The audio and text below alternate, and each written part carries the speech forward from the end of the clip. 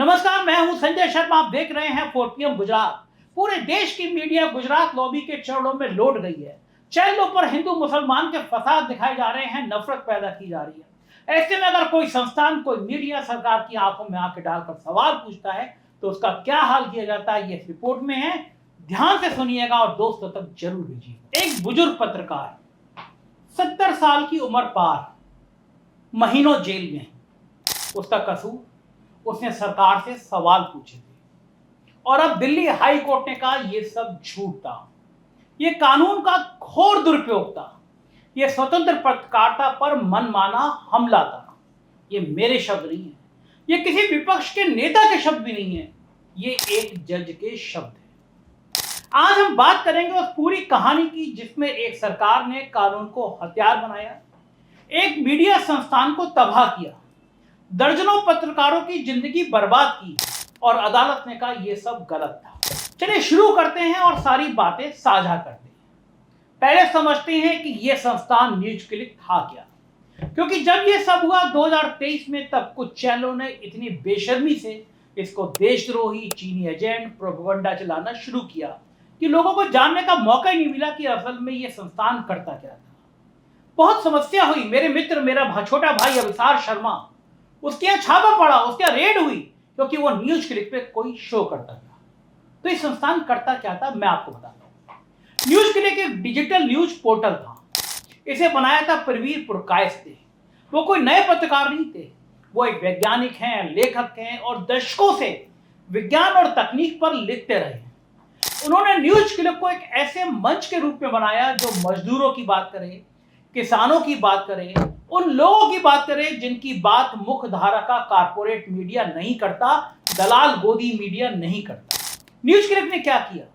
2019 के चुनाव में सरकारी दावों पर सवाल उठाए, 2020 और 21 के किसान आंदोलन में किसान का पक्ष रखा, कोविड महामारी के दौरान सरकारी नीतियों की आलोचना की, मजदूरों के श्रम कानून बदले गए, न्यूज क्लिक ने आवाज उठाई। यानी जो काम एक जिम्मेदार मीडिया संस्थान को करना चाहिए था, वो विश्व गुरु के चरणों में लौट गया और न्यूज क्लिक ने वही किया जो आम आदमी के लिए करना चाहिए था, और यही उसका अपराध था। अब आप सोचेंगे भाई यही तो पत्रकारिता, इसमें अपराध क्या है? बिल्कुल सही सोच रहे हैं आप। 4PM भी ऐसी ही पत्रकारिता करता है। लेकिन जब सरकार को आपकी पत्रकारिता पसंद नहीं आती तो वो रास्ता ढूंढती है, जैसा मेरे खिलाफ सरकार लगातार करती रहती है। और इस सरकार को रास्ता मिला FDI में। 2021 में न्यूज क्लिक को अमेरिका की एक company world wide media holding LLC से निवेश मिला। यह कोई छुपा हुआ लेन देन नहीं था, कानूनी था, पारदर्शी था, RBI को इसकी जानकारी दी गई थी। लेकिन सूचना और प्रसारण मंत्रालय ने इसे संदिग्ध बताया और EOW ने FIR दर्ज कर ली। ये वही EOW है जिस पे 6 इंस्पेक्टरों ने मेरी भी जांच की। FIR में आरोप क्या थे? धारा 420 धोखाधड़ी, धारा 406 आपराधिक न्यासभंग, धारा 120 आपराधिक षड्यंत्र। और इसी FIR के आधार पर ED ने एक प्राथमिकी दर्ज की, यानी मनी लॉन्ड्रिंग का मामला दर्ज कर लिया। फरवरी 2021 में ED के छापे पड़े, न्यूज क्लिक के दफ्तर में, संपादकों के घर में, पत्रकारों के घर में। लेकिन प्रवीर पुरकायस्थ ने हार नहीं मानी। वो हाई कोर्ट गए और जून 2021 में अदालत से गिरफ्तारी से अंतरिम सुरक्षा हासिल की। लेकिन जांच रुकी नहीं, क्योंकि दोस्तों जब सरकार किसी को निशाना बनाती है तो वो एक झटके में नहीं करती, धीरे धीरे हलाल करती है, थका थका कर करती है, जैसा मेरे साथ कर रही है, डरा डरा कर करती है, जैसा 4PM के साथ कर रही है। और फिर आया अक्टूबर 2023।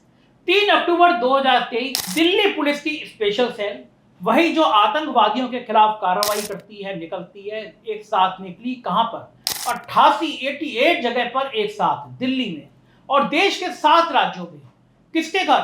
आतंकवादी के घर नहीं, पत्रकारों के घर, जो लोग न्यूज क्लिक से जुड़े थे उनके घर, जिन्होंने कभी वहां लिखा था उनके घर, जिन्होंने कभी उनके लिए काम किया था उन सबके घरों पर कई लोगों से पूछताछ हुई, जिनमें 9 महिला पत्रकार थी। 300 से ज्यादा इलेक्ट्रॉनिक डिवाइस जब्त किए गए, लैपटॉप, फोन, हार्ड ड्राइव, सब कुछ। पत्रकारों के काम के सारे औजार छीन लिए गए और प्रवीर पुरकायस्थ को गिरफ्तार कर लिया गया। उनके साथ HR प्रमुख अमित चक्रवर्ती भी गिरफ्तार कर लिए गए। न्यूज क्लिक का दफ्तर सील, पोर्टल बंद, दर्जनों पत्रकारों की नौकरियां खत्म। और आरोप क्या था? अब सुनिए। आरोप बदल चुका था। अब सिर्फ एफडीआई की बात ही थी, क्योंकि सरकार को सच बोलने से मिर्ची लगी थी। अब कहा गया न्यूज क्लिक को चीन से पैसे मिले।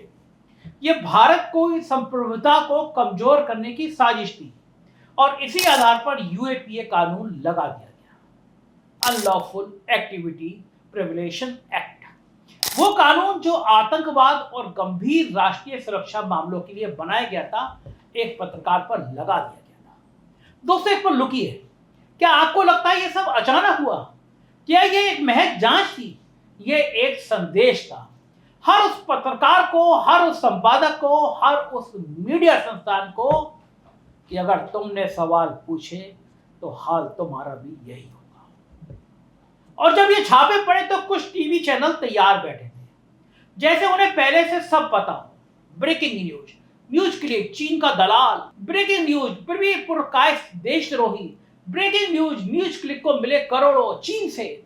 किसी ने एफआईआर नहीं पढ़ी, किसी ने सबूत नहीं देखे, किसी ने दूसरा पक्ष नहीं सुना, बस जो जांच एजेंसियों से बाहर आया वही चला दिया। ये पत्रकारिता नहीं थी, ये सरकारी नैरेटिव का प्रसारण था। इस पूरे घटनाक्रम से सभी के पेशेवर जीवन पर असर पड़ा और यही वो बिंदु है जहां लोकतंत्र की असली परीक्षा होती है। लोकतंत्र क्या है? लोकतंत्र सिर्फ चुनाव से नहीं चलता, लोकतंत्र संस्थाओं से चलता है। लोकतंत्र सवाल पूछने की स्वतंत्रता से चलता है। लोकतंत्र असहमति की जगह से चलता है और लोकतंत्र इस बात से चलता है कि सत्ता से सवाल पूछने वाले व्यक्ति को दुश्मन ना माना जाए। आज जब हम इस मामले को देखते हैं तो यह सिर्फ न्यूज क्लिक की कहानी नहीं लगती, ये उस व्यापक बहस का हिस्सा लगती है जिसमें पत्रकारिता, अभिव्यक्ति की स्वतंत्रता, राष्ट्रीय सुरक्षा और राज्य की शक्तियों के बीच संतुलन का सवाल खड़ा होता है, बहुत तेजी के साथ खड़ा होता है। और यही वजह है कि पूरी दुनिया के लोग इस मामले को इतने ध्यान से देख रहे थे, क्योंकि मामला सिर्फ एक पोर्टल का नहीं था, मामला एक सिद्धांत का था। क्या सरकार की आलोचना करना अपराध है? क्या असहमति देशद्रोह है? क्या सत्ता से सवाल पूछना राष्ट्र विरोधी गतिविधि है? लोकतंत्र में इन सवालों के जवाब बड़े महत्वपूर्ण होते हैं और इन्हीं सवालों पर आने वाले वर्षों में भी बहस जारी रहेगी। ये फैसला, हाईकोर्ट का फैसला, एक कानूनी निर्णय है, लेकिन इसके प्रभाव अदालत की चार दीवारी से कहीं बाहर तक जाते हैं। ये पत्रकारों तक जाते हैं, ये संपादकों तक जाते हैं, ये मीडिया संस्थानों तक जाते हैं और ये उन नागरिकों तक जाते हैं जो स्वतंत्र पत्रकारिता को लोकतंत्र का आवश्यक हिस्सा मानते हैं। इसलिए मामला केवल एक अदालत का मामला नहीं रहा, यह सार्वजनिक बहस का विषय बन गया। बनना भी चाहिए, देश के अंदर मुद्दा उठना भी चाहिए और शायद आने वाले समय में यह बना भी रहेगा। लेकिन दोस्तों, कहानी यहीं खत्म नहीं होती, क्योंकि हर बड़े मामले के बाद कुछ ऐसे सवाल बच जाते हैं जिनका जवाब अदालतें नहीं देती, समाज को देना पड़ता है। अदालत ने अपना फैसला दे दिया, लेकिन जो कुछ इन वर्षों में हुआ, इतने सालों में हुआ, क्या उसका कोई हिसाब होगा?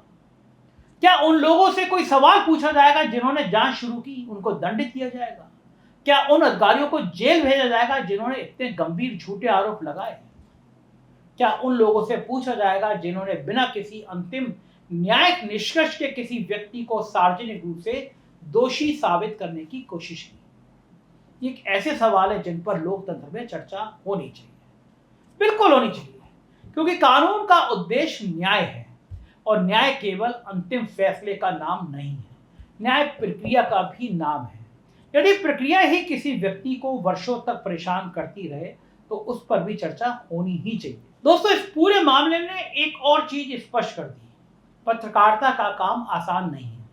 पत्रकारिता केवल खबर पढ़ना नहीं है, पत्रकारिता केवल प्रेस कॉन्फ्रेंस दिखाना नहीं है। पत्रकारिता का असली अर्थ है सत्ता से सवाल पूछना।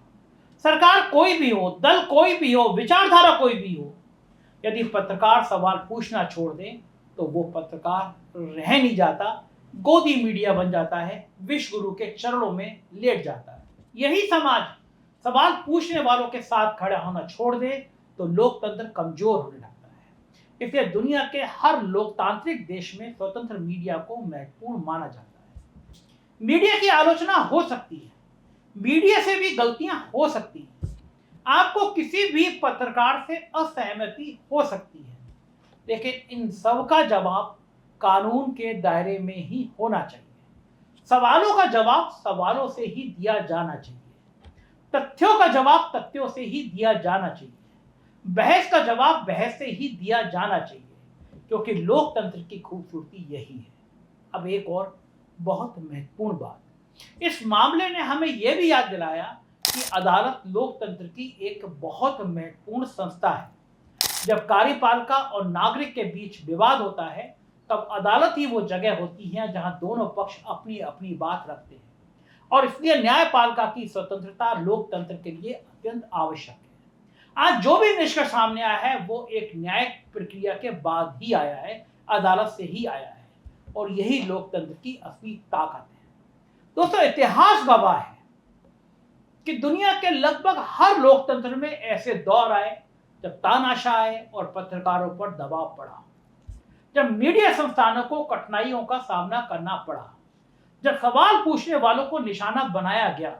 लेकिन इतिहास ये भी बताता है कि अंततः सच सामने आता है, क्योंकि सच की सबसे बड़ी ताकत यही होती है कि उसे हमेशा दबाकर रखा नहीं जा सकता, और पत्रकारिता की सबसे बड़ी ताकत यही होती है कि वो सवाल पूछती रहती है। आज का मामला भी हमें यही याद दिलाता है कि लोकतंत्र में सवाल पूछना, लोकतंत्र में असहमति होना कोई अपराध नहीं है, आलोचना कोई अपराध नहीं है, सवाल पूछना, सत्ता की आंखों में आंखें डालकर सवाल पूछना कोई अपराध नहीं है। और पत्रकारिता का काम आप थकते क्यों नहीं, आप आम काट कर खाते चूस के, ये नहीं होता। सत्ता की प्रशंसा करना नहीं होता, बल्कि सत्ता की जवाबदेही सुनिश्चित करना होता है। इसलिए कहानी एक संस्था, एक व्यक्ति की कहानी नहीं है, ये केवल एक मीडिया संस्थान की कहानी नहीं है, ये उस मूल विचार की कहानी है जिस पर लोकतंत्र खड़ा होता है। ये विचार की नागरिक सवाल पूछ सकता है, ये विचार की पत्रकार सवाल पूछ सकता है, ये विचार की सत्ता को जवाब देना होगा, और जब तक ये विचार जीवित है तब तक लोकतंत्र भी जीवित है। इस मामले में आप क्या सोचते हैं? क्या आपको लगता है कि पत्रकारिता का काम सत्ता की चाकरी करना होता है या सत्ता से सवाल पूछना होता है? आपको क्या लगता है कि पत्रकारिता आज पहले से अधिक चुनौतीपूर्ण हो गई है? क्या आपको लगता है कि स्वतंत्र मीडिया को और अधिक संरक्षण मिलना चाहिए? क्या आपको लगता है कि जांच एजेंसियों और मीडिया की भूमिका पर भी गंभीर बहस होनी चाहिए? अगर आपको लगता है तो नीचे कमेंट में जरूर लिखिए, और ये वीडियो पसंद आया हो तो अपने दोस्तों तक जरूर भेजिए। 4 PM आपकी आवाज है, इसको ज्यादा से ज्यादा सपोर्ट कीजिए। शुक्रिया, थैंक यू।